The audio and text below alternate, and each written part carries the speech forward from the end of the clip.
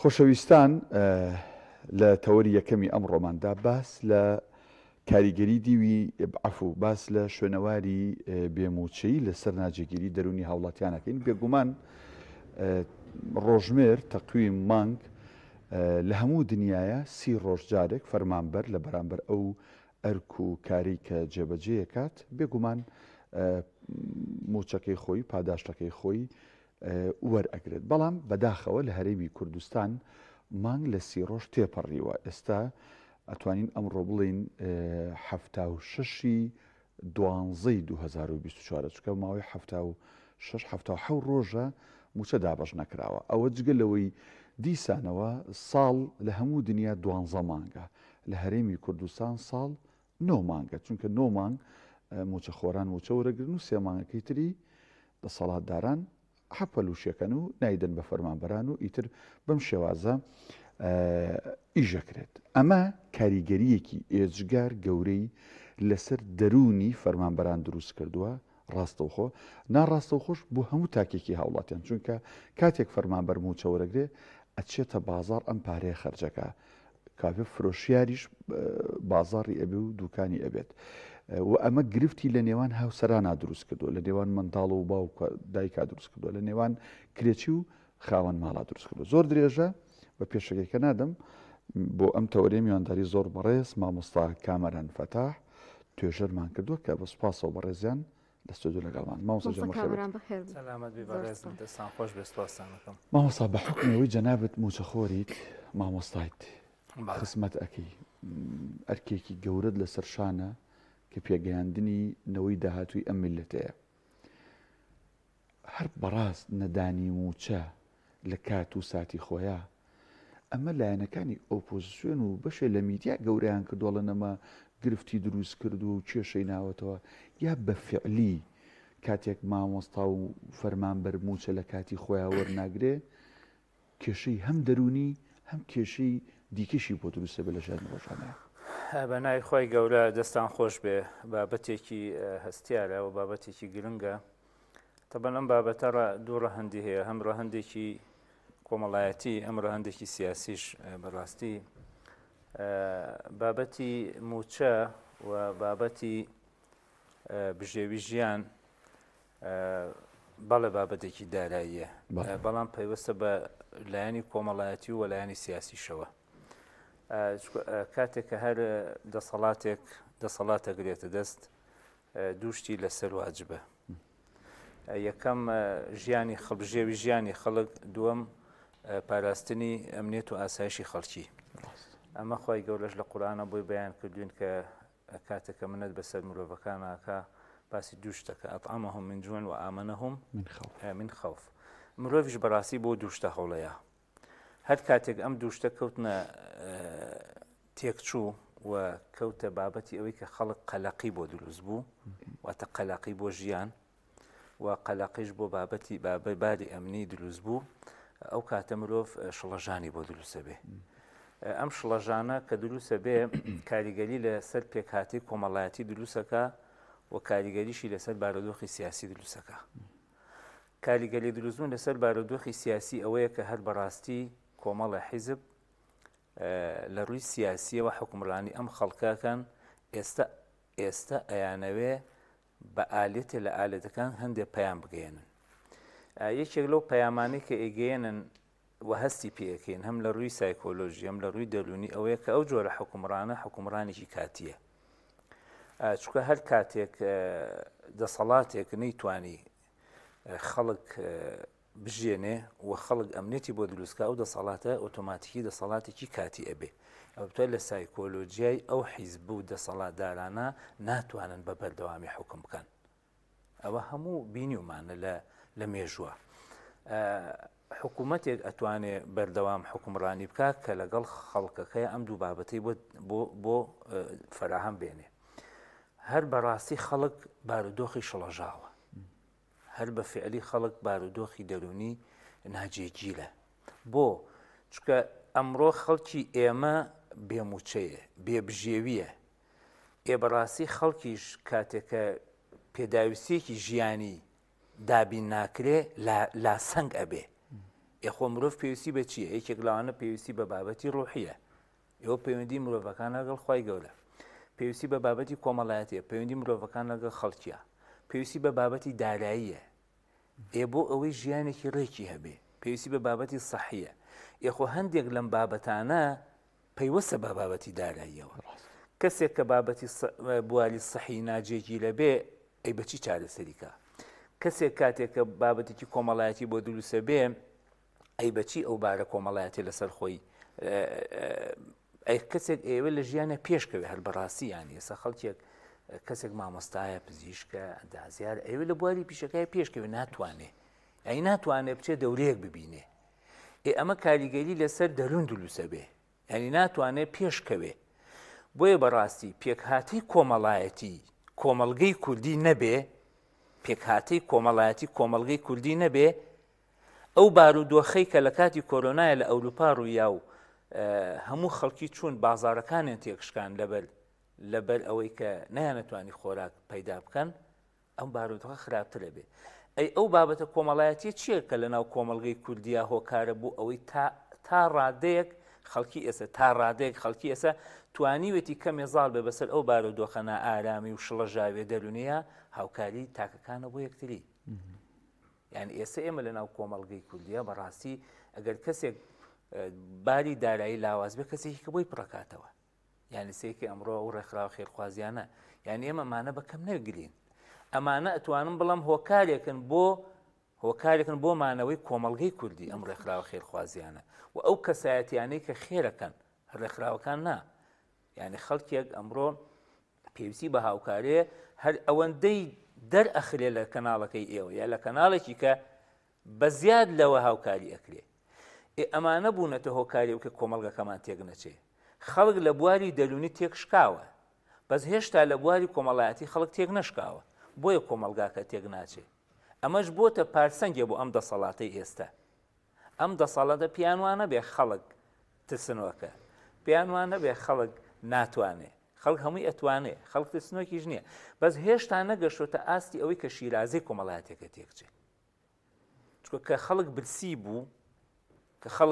برسی بوو کە خەڵک لە مناڵەکانی داوای پێداویستەکانی ژیانی لێکرد کە نەیبوو و لە هیچ شوێنێکی کەش دەستی نەکە و ئەنجا پەنا بۆ تێکدانی بارە سیاسەکە بە باش مامۆستا کامەران بێمە سەرەوە پرسیاری من بیرمیانی لە پۆلی 12 بووم هەر قوربانی بایکۆت بووم خۆم دوایی چوومە زانکۆ بە هەمان شێوە و من چەند ساڵەکە تەخەڕوجیشم کردەوە هەر ئەم زۆرفە بەردەوامە کە بایکۆتەکرێ لەبەر بێموچەی ئەمەش شتێکە ینی چۆنڵی بۆتە بەردەوامیەک درێژبوونەی ئەم ماوە لە داهاتوودا چ زەرێک ئەگەیان ینی بۆ من زۆر جار باس دەکەن ئێستا منداڵێکی یەکی ابتیدایی جاران زۆر شتێزانی بەڵام ئێستا گەیشتۆتە شەشی بنەڕەتی هێشتا هەندێک شتێ نایزانێ هەر نازانێت بە جوانی بنووسە بخوێنێتەوە ئەمە بۆ نمونەیەکی بەسیط جا بارە ئابوووریەکە ئەوەی کە زۆرێک پێوە ناڵێنێت لە فەرمانبەران لە خوێندکاران و خێزانەکانیانەوە ڕەنگە هەر زۆر بابەتێکی قوڵدر و فراوانتر بێت زای چۆنە ئێمە کەوتمان بارودۆخی ژیانی ڕۆژانەی خەڵکی بابەتێکی سیاسی و هەم بابەتێکی کۆمەڵایەتیە سایکۆلۆژیای حکومڕانی تەحەکومەکە بۆ بابەتەوە یعنی ئەگەر بێت و حکومڕانانی هەرێمی کوردستان خەمیان لە خوێندنی خەڵک بواە خەمیان لە تەندروستی خەڵک بواە خەمیان لە بژێوی خەڵک بواە مادەم حکومڕانن مادەم دەسەڵاتدارن ئەبێ کرێی ئەو خەڵکە بدەن کە مۆزکە کارمەندیانە کاتێک کە بێباکە کەواتە بە ئۆتۆماتیکی بەغێر مباشیر پێمان ئەڵێن ئێمە گرنگ نییە بەلامانەوە خوێندن ئێمە گرنگ نییە بەلامانەوە پێشکەوتنی وڵات تەندروستی خەڵک گرنگ نییە بەلامانەوە تەندروستی خەڵک ئێخۆ ئەمە بە زمان نایڵێن بە زمان نایڵێن بەس بە کردار ئەیڵێن ینی هەر دەسەڵاتێک خۆی کاتی خۆی لە مێژووە ئەڵێ هەر کاتێک دەسەڵاتێک ئیمپراتۆرێک ڕووخاوە یەکەم خاڵێک و بۆتە هۆکاری ڕوخانی نەیتوانێ و موچەی سەربازەکانی بدا نەیتوانێ و موچەی مۆزەفەکانی بدا ئەمە بۆتە هۆکاری ئەوەی کە ئینتیمای سەربازەکان ئینتیمای کارمەندەکان بە ئەو دەسەڵاتە نەماوە لە جیاتەوەی بیر لە پێشکەوتن و داهێنان بێ بیر لەوەی کەی موچەیە دیان نایەت بەداخەوە بۆتە پشتێکی دەرونی لێ هاوڵ خۆی زین چۆنە هەر دەسەڵاتێ نەیتوانی خزمەتی خەڵکە ئەو کاتە بابەتێکی کە جێ ئەگرێتەوە لە بری خزمەتی خەڵک بیر لە پاراستنی دەسەڵاتەکەی کاتەوە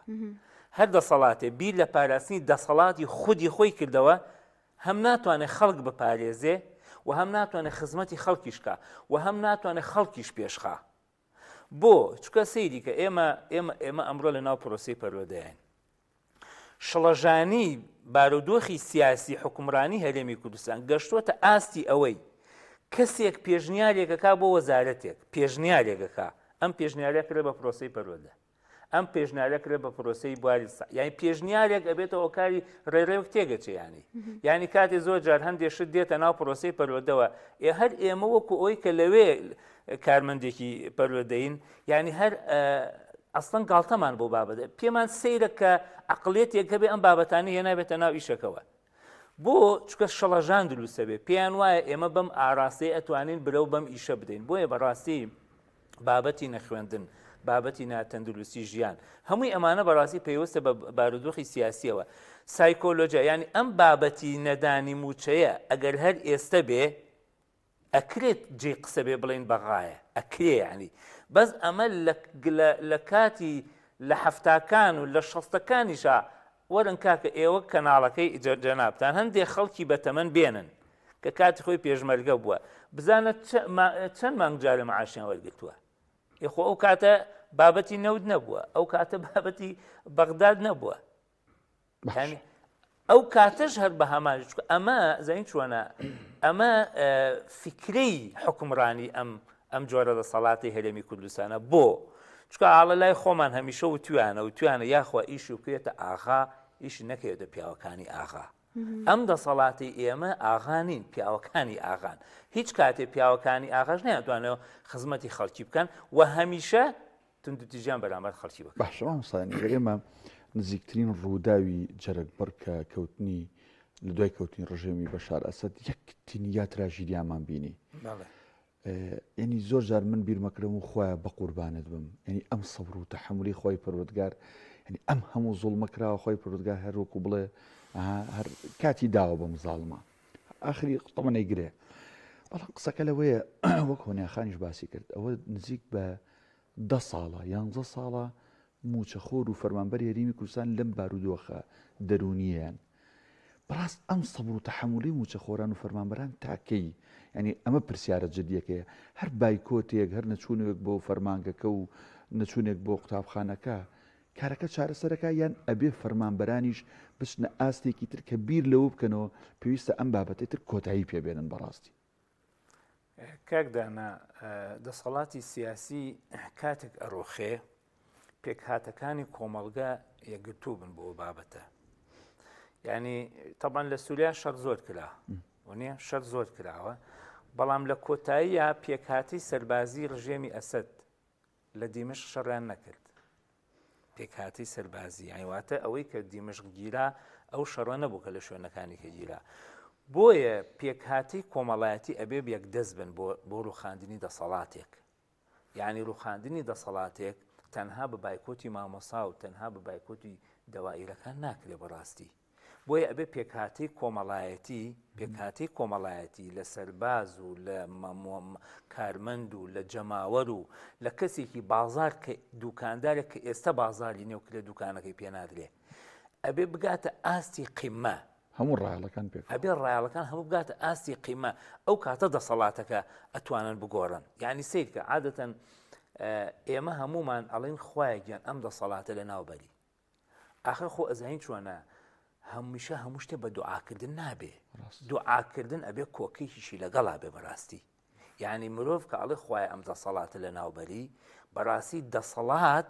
بە حەرەکەیەک لە ناوەچێ بە جوڵەیەک لە ناوەچێ بە گۆڕانکاریەکی جزلی بەڕاستی لە ناوەچێ وەکو کەسێکی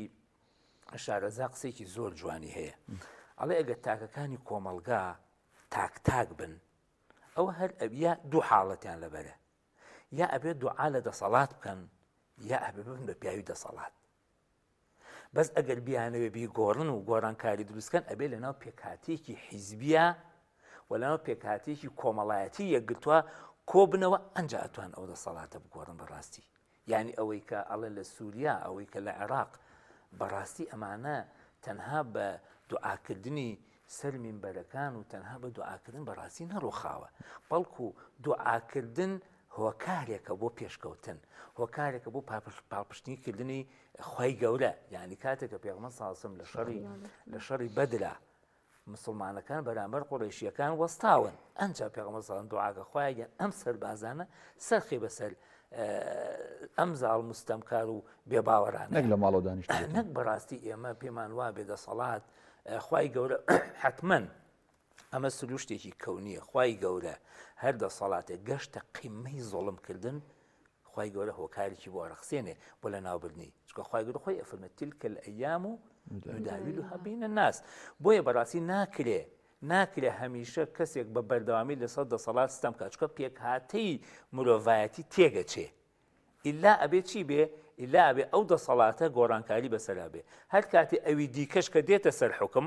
گەشتە ئاستی ئەو ئەمش گۆڕانکاری بەسەرا دێ. ئێمە دڵنیاین کە بەڕاستی گۆڕانکاری بەسەر دەسەڵاتی کوردیا دێت. با بڵێن بە کورتیەکەی نەڵێن دەسەڵاتی کوردی، چکە ئەوان زۆر حەزیان لەو بابەتەیە، بڵێن یەکێتی و پارتی نامێنن و ئەشبێ نەمێنن، چکە خەڵکی ئاوا ناتوانێت هەنگاو بنێ بۆ ژیان. ئێخوا ساڵەتە خەڵک بڕی کرد، وا دویتر بڕی کرد، خەڵک بڕ ناکە. ئێمە بەڕاستی ئەبێ بڵێ ئەم دەسەڵات یەکێتی و پارتی نابێ بمێنن، نەک پێک هاتەی کوردی. ئێمە بەڕاستی هەر حیزبی حکم کا پێویستمان بەوەیە کە پێکهاتەی کوردی، پێویستمان بە دەسەڵاتی کوردی، پێویستمان بەو سنوورە هەیە کە نەتەوەیەکگرتوەکان دیاریان کردو بۆ قەزەی کوردی. و من پێم وایە یەکێتی و پارتیژن نەمێنن حکومەتی عێراقی ناتوانێت بێتە ئەم شوێنانەوە، هەتا ئەوکێکی نەتەوەیەکگرتوەکانی نەبێ. ئەمە وەهمێکە، ئەمە ترسێکە بەڕاستی کێتی و پارتی دروستیان کردو پیان وا بێگەر ئەوان نەبنیتە عێراق حکومەکە هیچ وانە، چکە بۆ لەبەرەوەی ئێستا ئەوە کوردستانی سووریا ئێوە حیزبێکی ئیسلامی جیهادی هاتووتە سەر حکم، بەڵام زۆر تەبیعیە لەگەڵ کوردەکانە مامەڵەکە. بۆ چکە ئەمە بڕیارێکی دەولیە، ئەبێ مامەڵە لەگەڵ کووردا بکرێ. بابەتی کورد بۆ بە قەزیەیەک، بۆ بە بابەتێک ناتوان مامەڵی لەگەڵانەکەن. بۆیە بەڕاستی خەڵکی ئەو بارودۆخە دەرونیە نائارامی ئەبێ بکرێ بە فیکرە. ئەوە هەروایە، یعنی ئێمە ئێستا خۆی ئەڵێ فیکرە لە چی دروستە بێ؟ فکرە لە مەشاعیر دروستە بێ. وەنی کەسێک مەشاعیری وایە ئێستا بەرسیە پێویستی بە گۆڕانکاریە. ئەم مەشاعیرە ئێمە ئێستا لە قۆناغی مەشاعیرین، هەست دەکەین بێپارێت، هەست دەکەین هێشتا برسی نین، وەنی هەست دەکەین ناتوانین پێداویستەکان ژیان دروستکەین. ئەم مەشاعیرە بێ بە فیکرە، ببێ بە فیکری گۆڕینی ئەم دەسەڵاتە، هەتا نەبێ بە فیکری گۆڕینی ئەم دەسەڵاتە هەنگای بۆ نانین. زۆر باش کامەران، هەنی زۆر جار پێکدادانێ هەیە هەر لە ناو چینەکانی کۆمەلگادا، هەر هاوڵاتیان بەگشتی. بۆ نمونە هاوڵاتیەک گلەی لە مۆزەفەیەکە ئەڵێ کاروبارەکانی من جێبەجێ ناکات لە کاتێکا من قوربانیم لەو بینیان، یان ئەو تا خێزانی قوتابیەکان ئەڵێن ئەو قوتابەکانی ئێمەن کە لەو بایکۆتی مامۆستایە ئەبنە قوربانی. جا لە کوی ئەمەیا بینین هەمویان هەر قوربانی بە جۆرە لە جۆرەکان، چونکە ئەمیان وچە وەرناگرێ، ئەمیژەوە تا داهاتوی منداڵەکە یانەوە تا قوتی ڕۆژانەی دابین ناکە. جا پرسیارەکە لێرەدایە ئەم بە گشتدایەک چوونەوە یان ئەوە تا خەتاگرتنی یەکترە لە کاتێکگا خەتای کەسیشیان نییە، چۆن مامەڵی لەگەڵا بکریان ئەو تا پێویستە چی بکرێ بۆی کە ئەم بەرکەوتنەکەم بێتەوە؟ خۆی ئێمە پێویستیمان بە تاکێکە دوورمەودابی کاتەوە. تاکی کۆمەڵگەی کوردی ئێمە بەداخەوە تاکێکین کورتمەودابی دەکەینەوە، یعنی بێنە پێش چاوی خۆت گەنجێک ئیشی نییە، ئەم حکومەتە تەعینی نەکردووە، باشە با بە زمانە بازاریەکەش بڵێن مەلیکەیەکی پێ، باشە حیزبێکی دەسەڵات لە کاتی هەڵبژاردنا 500,000 ئەیاتێ بە بەنزینی خۆی ئارم و هەموو شتێکی ئەم حیزبانەی لێ ئەدا سێکە بۆ کاتێک کە 500,000 ئەیاتێ، باشە دوورمەودا یەکسەر چیەکە ئیش بۆ دەسەڵاتەکە. ئەم گەنجە تا کورتمەودا بیر لەکاتەوە لێ بادەم 500 پێدراوە کورە کەیف خۆیتێکی حکومەکە هەرکی حکومکە من هەر ئاوام بۆیە سیرەکەی ئێستا بۆ بە کێشە بووی. خەڵکی ئێمە بەداخەوە کورتمەودا بیرەکەینەوە. بۆ نمونە ئێستا گلەی لە مامۆستاکەن مناڵەکانمان نەخوێنەوە، گلەی لە دکتۆرەکەین ئەڵێن و ئەی لەکوێ چارەسەریکەین، گلەی لە کارمەندێکەکەن ئەڵێ ئەمی دائیرەکەم. باشە ئێمە هەمومان یەک دەستبین گۆڕانکاری لەم دەسەڵاتە بکەین، هەر ساڵە ئیشەکانمان دواکەوێ دوای خێنە سەرسکە. بۆیە بەڕاستی تاکی ئێمە پێویستە دوورمەودابی بکەینەوە. ئێمە ئێستا هەموو کارمەندان بە سەربازی و بە مەدەنی ئێستا هەمووی بەعام بایکۆتێکی گشتی ڕابگەێنن ئەم حکومەتە بەرگەیمانگە ناکرێت هەموو سەیتەرە هەموو دەوائیرەکان باشە هەموو شتێبوو هەمی بڵاتەوە بۆ ماڵەوە بەرگەیمانگە ناکرێت بەڵام سەیرەکەی دەسەڵاتی دیکتاتۆری چیەکە لە مەقابلی ئەوە خەڵکی کۆیلەی دروست کردووە خەڵک دروستەکەن بۆی بیان پارێزێ نەک وڵاتەکە بە پارێزێ ئەم دووشتە زۆر دیفاع لە دەسەڵاتی ئەوان بۆیە بەڕاستی ئێمە خەتای هیچ کەسێک نییە خەتایەکێتی و پارتیە ئێمە ئەبێ ئەم پێکاتانە هەمویان مانگرتنێکی سەرتاسەری ڕاگەێنن بەرگە ناکردن باشەوەسەوە کۆتا پرسیار کاتەکەشمان تەواو بووە هەموو جارێک ئەوە دوای 6 ڕۆژ دواخستنی موچە ئەبینین حکوومەت یە بە بەیاننامەیە یان لە ڕێوتە بێژەکەی لە ڕێی سەرۆکی حکوومەتەکەیەوە دێ دەڵێ ئێمە سوپاسی خۆڕاگری خەڵکو و فەرمانبەر و موچە خۆری خۆمانەکەین ئەم سوپاس و خۆڕاگری و ئەم قسە جوانانەی کە بە فەرمانبەران ئەفرۆشرێتەوە هیچ سوودی هەیە بۆ گیرفانیان هیچ سوودی هەیە بۆ ئەو بارە تێک چۆش لەژاوی باسمان کرد هیچ سوودی هەیە بووی کە ژن و مێردێک لەسەر ئەمە کێشیان بۆ دروست بووە کرێکی و ساحەماڵێک کێشیان بۆ دروست بووە زین چۆنە ئەو کەسێک کە ئاوا سوپاسی خەڵکەکە ئەوە لە سەیری ژیانی خۆیەوە سەیری بەڕاستی ژیانی خەڵکەکە هەر بەوەندەی کە سوپاسی خەڵکەکە یعنی من لە مەعاناتی خەڵکان نیم ینی خەڵکە بێت تێبگا لەم بابەتە ینی کەوتی من سوپاسی خەڵکەکەم کە سوپاسی خۆراگریتانەکەم 3 مانگە موچەتان وەرنەگرتووە و 3 مانگی ساڵی 2023 خواردن سوپاسدانەکەم ئەمە ینی گاڵتەکردن بە خەڵک گاڵتەکردن بە شعوری خەڵک گاڵتەکردن بە مەشاعری خەڵک زەینی سوپاسکردن پولێ ناهێنێ خەڵک پارەی پێ نییە خەڵک ژیانی ئەوێ خەڵک بۆیە ئەڵێ تۆ لە حسەر حکوکلسیەکە بە بۆی خزمەتی من بکەیت بەڕاستی هەر دەسەڵاتێ سوپاسی خەڵکی کرد ئەوە گاڵتەکردنە بە مەشاعری خەڵکی گاڵتەکردنە بە شعوری خەڵکی و گاڵتەکردنە بە قوربانی دانی خەڵکی بۆیە بەڕاستی ئەم جۆرە دەسەڵاتانە تەنها لە ناو چوارچێوەی خۆیان ناژین ئەڵەن کاتی خۆی شای ئێران کاتێکە دەرچووە لە وڵات سێری خەڵکی کردو ئای نازم ئایا بۆی دروستەکەن یانە خەڵک پەلامارەیە ئەم توتی کاکە خەڵک ئاوا ناڕازیە لە ئێمە خۆی کاتێک کە خەڵک ڕاپەڕی ئەنجا ئەو دار و دەستانەی کە هەیەە ئەزان چەند لاواز و زعیفن یعنی من پێمان وا بوو ئەسەد یا سەدام یا قەزافی زۆر بە قووت و زۆر بەتوانە بوون لەگەڵ ڕووخان کەس بە دەوریانە نەما یعنی خۆ هەر وایە لەگەڵ ڕووخای کەس بە دەور تۆ نامێنێ ئێستا تەحەدایانەکەین یەکێتی و پارتی و قیادەکانە تەحەدایانەکەین ئێستا ئەگەر فڕۆکە یان بلیتی ڕاکردنیان نەبڕی بێ دەستخۆش بێ زۆر بەڕێز مامۆستا کاماران فەتاح توێژەر بووی کە لەم تەوەرێ لەگەڵ مەبووی سوپاس دەکەم